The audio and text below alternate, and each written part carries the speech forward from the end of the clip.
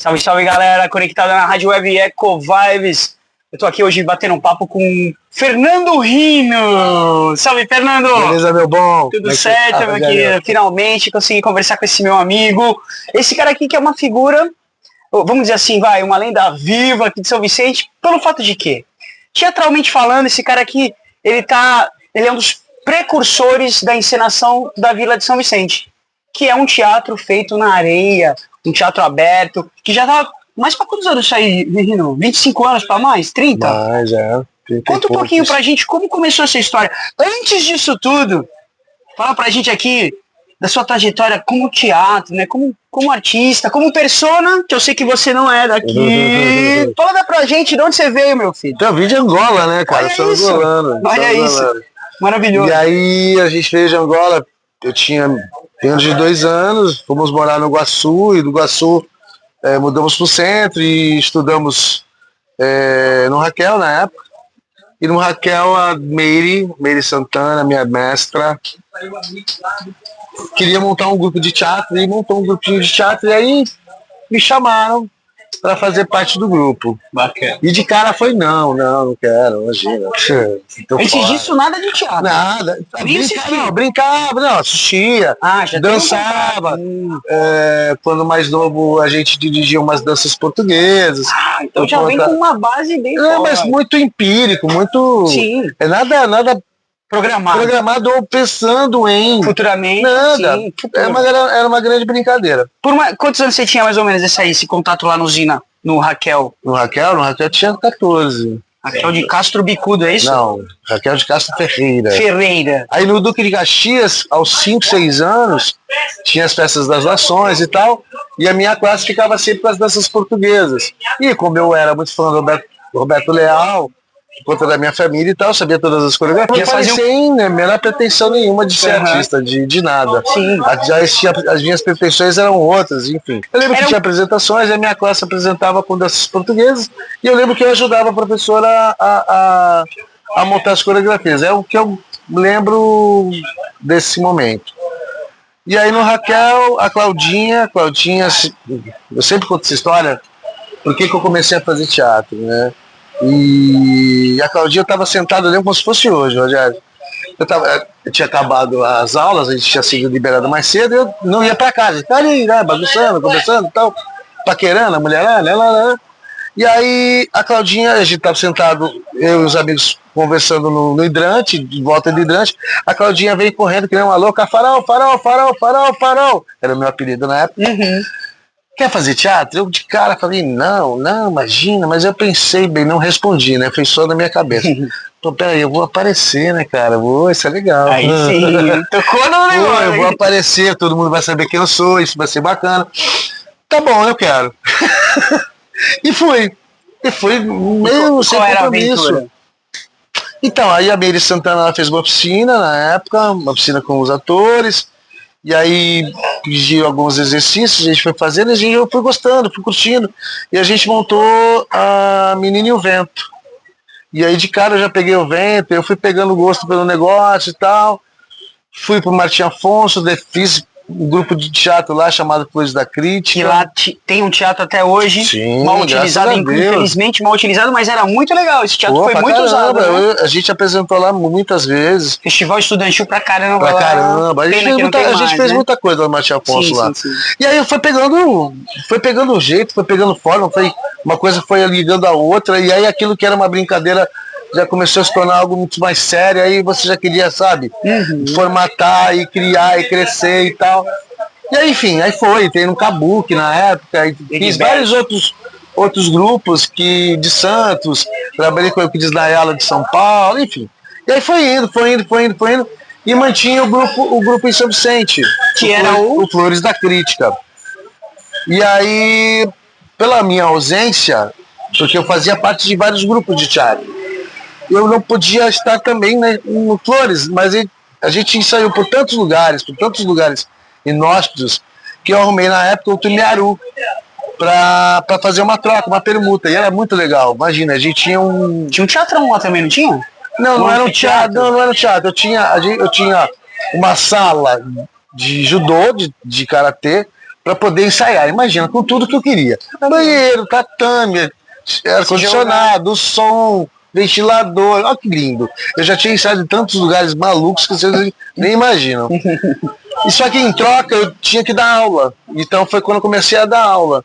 E aí o que eu fiz? Eu pegava a minha experiência com os outros grupos e começava a jogar nas aulas, de forma empírica também. Okay. E aí eu fui buscando parceiros, na época a Angélica me ajudou, a Angélica Magenta, o Rogério Catarina me ajudou, que eu fui, né, a gente foi criando amizade, aí foi criando corpo, mais um ano de curso, mais um ano de grupo, e aí chegou um tempo que o grupo falou assim, ou você fica aqui ou você fica lá fora. E, cara, eu vou ter que ficar lá fora, que eu quero crescer. Sim. Eu quero crescer. Aí saí, o grupo acabou se desfazendo e tal. E aí, enfim, aí outras companhias apareceram na minha vida até a gente começar a fazer trabalho solo. Trabalhei com a Mauri muito tempo. Trabalhei com a Mauri mais de 25 anos. Sim. Né, aprendi pra caramba com ele. E então, mais ou menos isso. Assim, a minha trajetória teatral percorre por esses grupos e sempre experimentando e procurando fazer de tudo um pouco, né? Hoje eu posso dizer que eu sou um artista quase completo, Rogério. Assim, realizado pra caramba, mas muito. Ainda temos coisas a realizar, certo? Ah, com certeza. A gente nunca chegar nessa nunca para de realizar, sim, né, cara? Nunca tá satisfeito, né? Sempre não, mas não é questão de satisfação ou não. É engraçado, porque as outras experiências que eu tive que fazer foi a questão da necessidade financeira. Porque o teatro por si só não me dava o suficiente para poder sobreviver. Sim. Então eu tinha que dar aula. Ponto. Tinha que dar aula. Apareceu uma coreografia de um grupo para fazer. Vamos fazer? Vamos fazer. Vamos coreografar. Ah, vai ter carnaval. Vai fazer comissão de frente? Vou fazer comissão de frente. Sim. Ah, tem maquiagem para fazer? Vamos maquiar. E assim a gente ia indo. A gente já tinha rodado por tantos lugares. Já tinha tido experiência com tantas pessoas bacanas. A gente pegava, bebia lá naquela experiência e jogava, né, em cima. Aí contação de história, cenografia, sonoplastia, enfim. A gente se virou sempre de tudo, né, dirigindo. Então, assim, a gente sempre fez um pouco de tudo na parte artística para poder sobreviver mesmo. Exato. Essa que é a real. Aquela coisa do artista, né, aquele meio...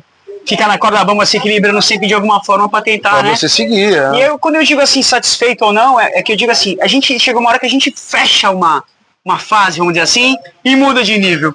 E aí vai buscando outros horizontes, não é? Por exemplo, Papai Noel. Tá aqui um cara que, meu Deus, meu Papai Noel eu já vi na vida, mano. E eu passei a acreditar de novo no espírito natalino depois que eu vi esse cara de Papai Noel. Que é muito legal. É mais por uma necessidade também, Papai Noel. Mas não é um desafio, meu? Cara, eu vou falar pra você que é um dos personagens mais bacanas que eu já fiz. Então? É muito bacana fazer o Papai Noel e é emocionante. E você, ao mesmo tempo, você tem que criar distanciamento, né, para você não se envolver com aqueles problemas ou com aquela emoção que tá ali, não levar para casa e tal. Sim. Mas é óbvio que tem histórias que são marcantes e inesquecíveis também, né? Sim. Eu lembro... Porque assim, a gente vai caçando, né? A gente vai caçando os trabalhos. São momentos, né?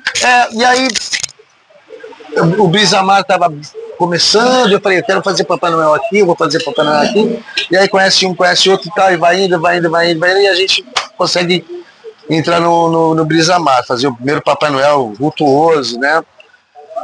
E aí no Brisamar eu lembro de uma situação que foi muito marcante para mim. O shopping ficava até às 11, meia-noite, e o Papai Noel também ficava, infelizmente. Não, agora eles mudaram, né? Eles mudaram. E aí era tipo 9h30, 10h30, alguma coisa assim. Eu tava no terceiro andar, eu e as meninas da fotografia, porque não tinha ninguém para tirar foto, nada, tava assim, matando tempo. E aí eu vejo um senhor com uma menina na mão, né, de mão dada, a menina, eu lembro como se fosse hoje, toda vestida de marinheirinha, e ela veio pulando e plá, tipo, ia ver o Papai Noel, tava toda feliz, né, e tal. E aí o senhor deixou ela lá na frente do Papai Noel, e aí o Papai Noel, meu Papai Noel é muito engraçado, você já viu, meu Papai Noel já abriu o braço e pá, pra ela vir me abraçar. E ela veio me abraçar. Só que nessa que ela veio me abraçar, no caso o Papai Noel, ela começou a tocar. E aquilo foi me causando, assim, constrangimento, porque ela tava me tocando mesmo. Eu falei... Tipo, é real? Eu falei, o pai, tipo, né, com os olhos, Sim, né? segura, aí, pai. Aí o pai me quebra, né? É o primeiro Papai Noel que ela tá vendo. A menina cega. Puta, tava tateando. Ela tava me reconhecendo, ela tava vendo através das mãos o Papai Noel, que foi o primeiro que ela viu na vida, segundo o avô, pai, sei lá. Que lindo. Ou seja, eu sou o Papai Noel daquela menina, que ela deve ter hoje, sei lá, 20 e poucos anos. Primeiro Papai Noel, eu sou o Papai Noel daquela menina. E pra você também, ficou na tua mente pra sempre, nunca mais. Imagina, foi. Quando ele falou isso, imagina. A lágrima caiu.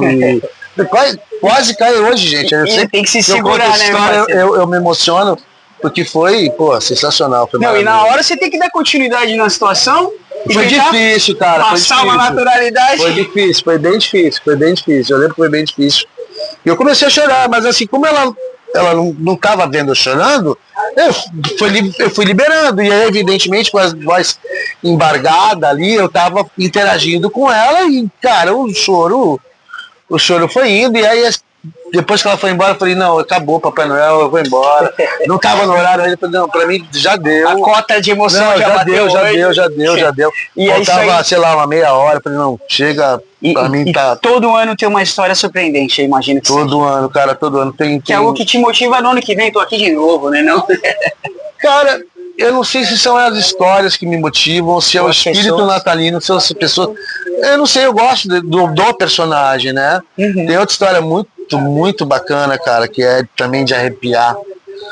Eu fazia o balneário, e aí, logo depois da Covid, a gente entrou no balneário, aí a gente fez no telão, de forma meio que virtual e tal. Aí o outro ano a gente foi fazer presencial com máscara.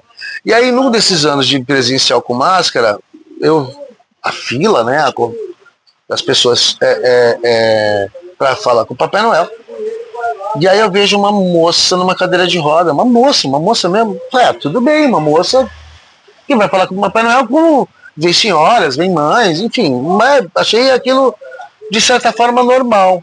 E aí ela veio, essa moça, eu ajudei ela a encostar, a ficar do meu lado, e ela começou a falar que ela acreditava muito no Papai Noel, e que ela tinha tido um problema por conta da Covid e tinha ficado paraplégica. Eu não sei o que aconteceu, né? Mas enfim, a Covid ocasionou ou acelerou um processo para ela ficar paraplégica. Aquilo já me emocionou, eu falei, olha, eu não sou... Aí eu saí do personagem, poucas vezes eu faço isso, de sair do personagem, o Fernando falar com a pessoa, né? E aí falei, eu não sou o Papai Noel, mas eu posso representá-lo, eu vou falar com ele. Quem sabe ele quebra, vê se faz alguma coisa, fala com algum santo mais perto e tal. E eu tenho certeza que a sua fé vai fazer com que você vença isso, que você vai melhorar, enfim. Meio que dando uma força, porque ela estava muito abatida, sabe? Uma sementinha de... Ela estava muito abatida, Rogério, mas muito abatida mesmo. A gente chorou pra caramba. E aí, enfim, ela foi embora e aquilo ficou na minha cabeça, mas enfim, você tem que desligar e continuar o trabalho. Sim. Pois bem, passou, enfim. Aquilo ficou remedando na minha cabeça, mas enfim, passou o ano. Ainda continuo no balneário, agora sem máscara. Pós-Covid, já tudo liberado e pá. E aí eu vejo uma pessoa adulta na fila, tá ligado? Assim, causa espanto, mas não é tanto, né? Porque a maioria são crianças. Mas sempre tem um adulto ou outro que vai conversar com o Papai Noel, enfim. Pra falar do filho, aí você fica aguardando porque já chama atenção. E ela tava com uma bengala, isso também me chamou a atenção. E ela sentou do meu lado, né? Oi, lá, como vai? Tudo bem? Tá quanto tempo? Aquelas brincadeiras que a gente faz. Você nem reconheceu, amigo. Não, imagina, não. Olha a vida aí. Aí ela falou, você lembra de mim? Eu falei, lembro, claro. Né? Lembro, claro. Eu estive aqui o ano passado, claro, sim. Como tantas outras. Eu estava de cadeira de rodas. Opa, caiu, ó. Ela tava andando, recuperada. E ela veio te agradecer. E o Papai Noel chorou. Porra. É lógico, é o mínimo. Que bacana, velho. Isso é sensacional. E aí eu acho que mais uma vez em prantos, falei, cara, foi a tua fé. Enfim, lógico, a gente não quer imaginar que o cara tenha transformado aquela pessoa através daquela palavra, porque acho que colaborou e corroborou com o tratamento daquela pessoa. Então a gente faz o bem, cara, isso não tem preço, não tem cachê que pague. Então você ir para sua casa com aquela felicidade de serviço feito, com a alegria dos olhos das crianças, com esses acontecimentos que são únicos, e você tem esse privilégio, porque não é para qualquer um, você sabe disso, é um presente, é um privilégio, cara, é um privilégio que a vida dá pra gente. Então é impagável, é impagável. Agora, veja só, durante essa tua trajetória, quantas pessoas você já passou na vida delas, como essa moça, né? Sim. Seja atuando, seja ensinando, que é muito bacana, mas e o legado é muito maior. Por exemplo, eu comecei a fazer teatro em 99, né? De 99 pra cá, já mais 20 e poucos aninhos. Só que quando eu comecei, já tinha uma história de uma tal de peça na praia, de teatro na areia. Já rolava isso. Já. Quando é que você começou com essa história? Porque ele foi meu aluno. O Rogério foi meu aluno. A gente ajudou a construir a encenação.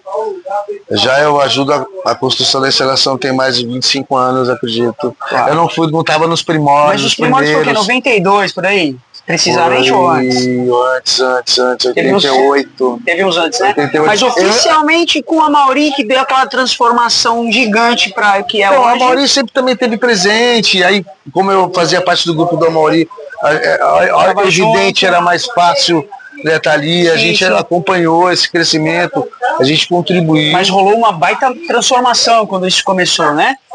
Foi. Era na cordinha, né, cara? Esse profissionalismo, era da na coisa cordinha, virar uma arquibancada. De cordinha foi para uma arquibancada de, sei lá, 500 lugares, não sei, lugares. Aí começou a transformação. E aí 200, depois 500, depois 5.000, depois 3, sei. Aí esse monstro que é hoje. E assim, a gente contribuiu de tudo um pouco, né? Com aquele nosso conhecimento, a forma de dirigir, a forma de colaborar com as pessoas que ali passaram, que não eram atores, ou alguns sim, outros não, mas fazer aquilo de forma bastante compromissada. Tem uma coisa que eu gosto muito de falar quando eu estou com um grupo, eu falo que fazer parte da encenação é fazer parte da história. Isso para mim é cabal. Né? Então quem faz a encenação acaba fazendo parte da história da cidade de São Vicente. E eu fiz parte de alguns capítulos dessa história dessa cidade através da encenação e através de outras coisas. Já tá no registro, não adianta. Não adianta querer tirar. Não, tá lá mesmo, tá no papel, tá no podre, tá no podre. Não tá agora tá tudo. Bom, é importante também a gente falar disso tudo aí, de uma pessoa muito importante para você também e para nós, aqui vicentinos, e não só vicentino da Baixada Santista. Seu pai, cara, seu pai é um cara que fantástico, né? Fala um pouquinho do seu pai pra quem não conhece. Meu pai é uma figura. Papito. Meu pai é uma figura. Ele é um contador de histórias, né? É um contador de histórias. Oficial contador de histórias. Ele é um contador de histórias. E ele português nato? Português e lusitano, lusitano da batalha. Olha aí. E muitas histórias ele conta porque na verdade ele escutava a sua mãe contando. E aí, então ele vai repassando essas histórias, a prática oral, e vai repassando isso para as pessoas. E meu pai tem um conhecimento muito vasto, né? Então é através das histórias que ele vai te contando, ele vai te explicando as coisas, que depois ele liga com outras coisas, que vai para outras coisas. E se você não parar, ele não vai embora. Infinito, né, de conhecimento. Ele não vai embora, muito cara. Bacana ele não vai embora. Meu pai é uma figura. E aí, enfim, ele conseguiu, há um ano atrás, conseguiu transformar isso em livro, né? Com um nome super sugestivo, embora não tenha nada a ver com o sexo, sim a história da bunda, e não só. Onde ele conta a etimologia do nome bunda, enfim. E aí todas as etimologias de algumas palavras, né, ele conta através das suas histórias, das tribos Kikongo, das tribos das Áfricas que ele viveu lá. Um livro muito interessante da gente estar muito legal, revisitando e conversando legal. aí futuramente. Mas o mais importante de tudo isso, que a gente está aqui trocando uma ideia, é porque o Rino está numa produção super excelente aí de uma série, de uma websérie, né, Rino? É isso. Que é o Filhos da Terra. Filhos da Terra aqui fala de personas aqui da cidade de São Vicente, muito importantes são, não só para São Vicente, mas para o desenvolvimento de toda a Baixada Santista. E esse programa, essa websérie vai estar entrando também na programação da rádio web Eco Vibes. E fala pra gente como é que foi o surgimento dessa websérie, a ideia e como tá sendo cumprir ela. Cara, na verdade não era websérie, não era nada visual. A ideia inicial, ela surge com o Fernando Pires. Quando eu conheço o Fernando Pires, né? Porque todo mundo fala Fernando Pires, eu falei, cara, eu preciso conhecer esse cara. E aí um dia eu tava fazendo cenografia lá com a Mauri, e aí tinha um pedaço de couro no cenário, e a gente não tinha couro. E como sempre falaram que o Fernando arrumava tudo, eu falei assim, pode deixar comigo que eu vou arrumar. Já sei, já tá minha cabeça, eu falei, eu vou no ateliê do cara, uma oportunidade de conhecer. Aí foi isso, fui lá no ateliê do cara. Olá, tudo bem? Fernando tá aí? Tá. Sabe o que é? Eu queria falar com ele, porque eu tô precisando de um pedacinho de couro desse tamanho. Não é muito, será que você não tem aí sobrando? Ah, tem, tá. Pera aí que eu vou falar com ele. E aí nisso o cara desceu, começou a conversar comigo, tá, trouxe um monte de couro. E tal, começamos a conversar, ele deu abertura para continuar a conversar. Peguei o couro, agradeci bastante, tal. E aí eu fiquei, eu já tinha admiração por ele, fiquei mais apaixonado ainda, porque era um cara que tinha uma história tão vultuosa com as grandes estrelas, né? Não só nacionais como internacionais, e estava ali de uma forma tão humilde, tão bacana conversando comigo, que eu falei, cara, esse cara é porreta. E aí nos encontramos outras vezes, eu ia propositalmente falar com ele quando eu acho que ele podia me atender e tal. E aí fomos criando uma certa amizade, e a admiração foi cada vez maior, cresceu. Até que quando eu estava na secretaria, quando a gente reabre, né, o multicultural, a gente deixa um espaço para exposições. E eu falei, vou fazer a exposição do Fernando Pires aqui. Legal? E faço a homenagem que eu já queria fazer para ele. Merecida. E aí a minha cabeça, mas peraí, só Fernando Pires para fazer uma homenagem? Não, eu posso fazer mais. E aí eu fui pensando em exposições. E aí minha cabeça foi pirando, né? Foi exposição de uma semana, de 2 semanas, e aí a gente vai transformando em um mês e tal. E aí as coisas foi desenrolando, eu fui criando uma listagem de pessoas, fui formatando a exposição com o Fernando Pires, e aí quando a gente estava prestes a acontecer a exposição, eu tive um outro estalo, falei, não vou fazer no multicultural. Não, é pequeno demais para esse cara. Vou fazer no shopping Brisamar. Falei com a Carol falou com o pessoal do Estileto, tava tudo certo, tudo bacana, tudo desenhadinho, vamos fazer. O Estileto ia dar um apoio, o Brisamar, o Grupo Mendes ia dar um apoio, tava tudo legal, tudo bacana. Covid. Ô, louco, meu. Ximária, segurou tudo. A Covid chegou, eu falei, não, imagina, é só um tempinho, já vai passar. E aí eu passo 1 mês, passa 2, aí a Estileto liga pra Carol e fala, Carol, não vai rolar. Não tá rolando. Não tá rolando, o comércio não tá rolando, aí a Carol me liga, pô, não vai rolar. Caraca, velho, a gente já tinha desenhado tudo, ia ter totens, ia ter, enfim, ia ser uma tava tudo no esquema, já. Tava tudo desenhado. Caraca, que sacanagem, cara. Eu pensei comigo, essa homenagem não vai sair. Tá passado. Tá encruado, né? Encruado o negócio. Aí, beleza.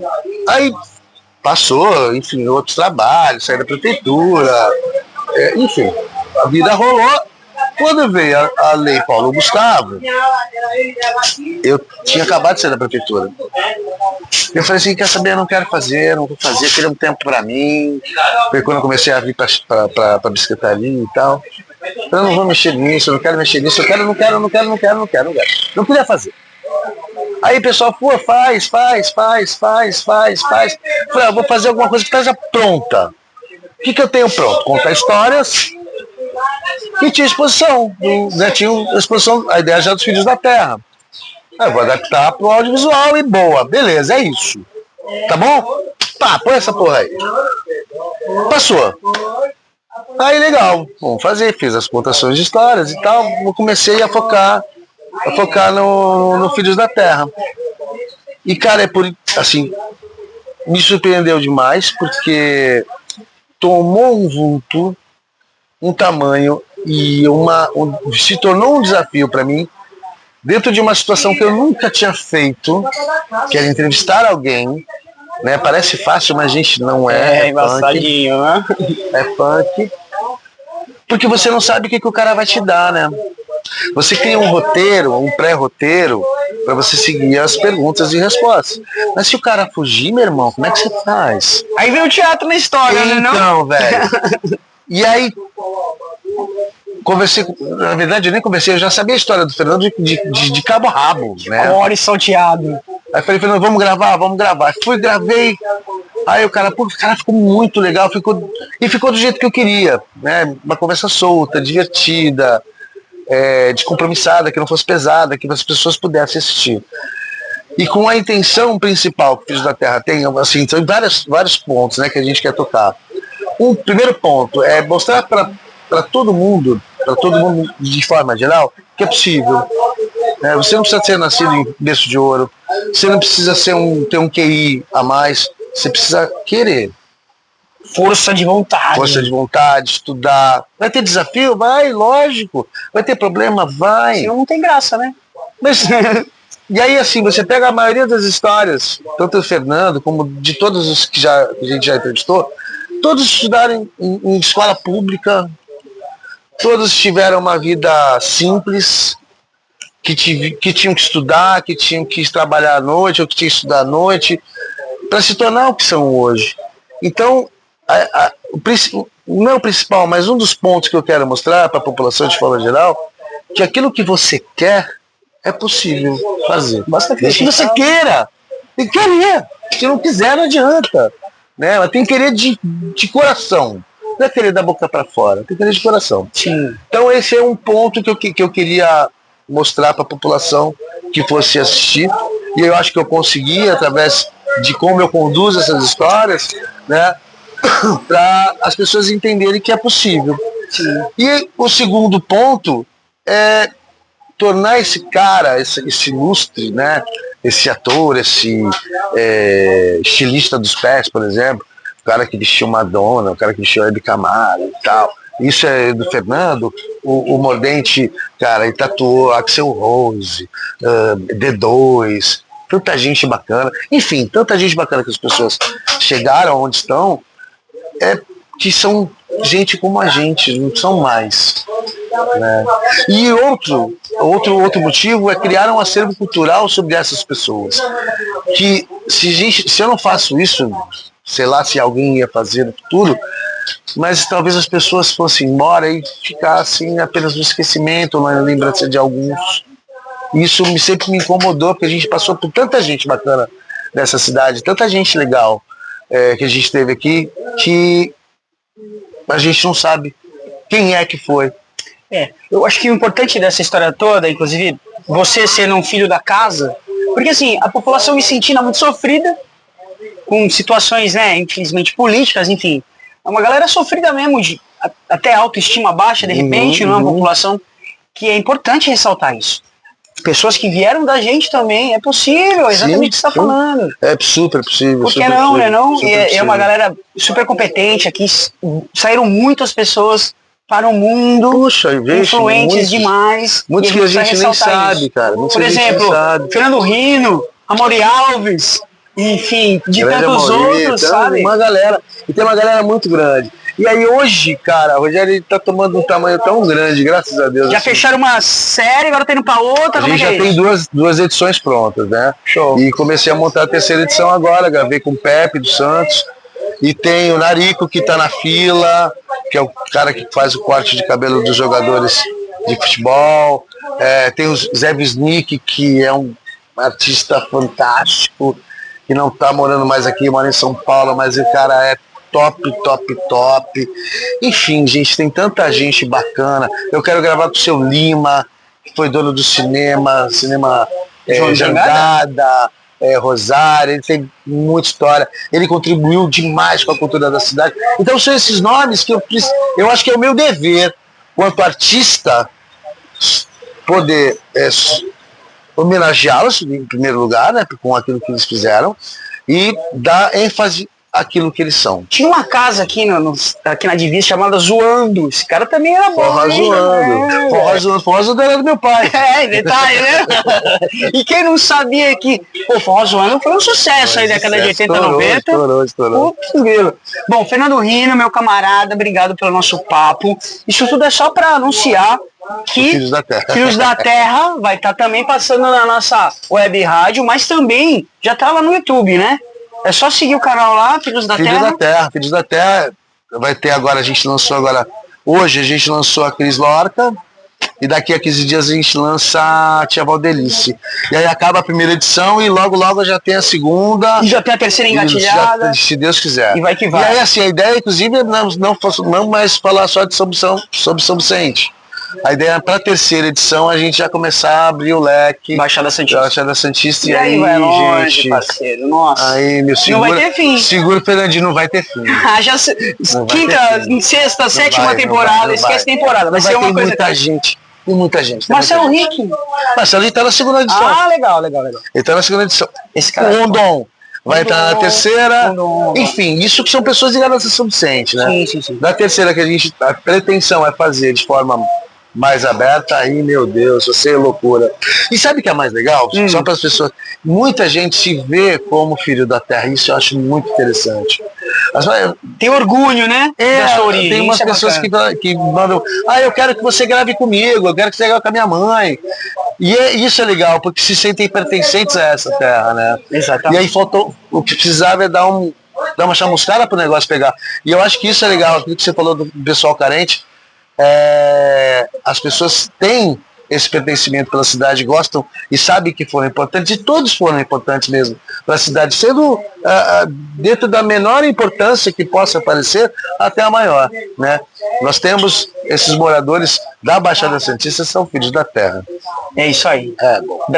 Gratidão, parabéns pelo trabalho, vida longa. Obrigado, querido. E conta com a gente, vamos estar retransmitindo o seu trabalho, velho. Vocês aí, por favor, escutem as histórias dos nossos filhos da terra, tá bom? Faz parte. Valeu. É isso aí, Rádio Web Eco Vibes. Valeu. Obrigado, Rino. Tamo junto. Show.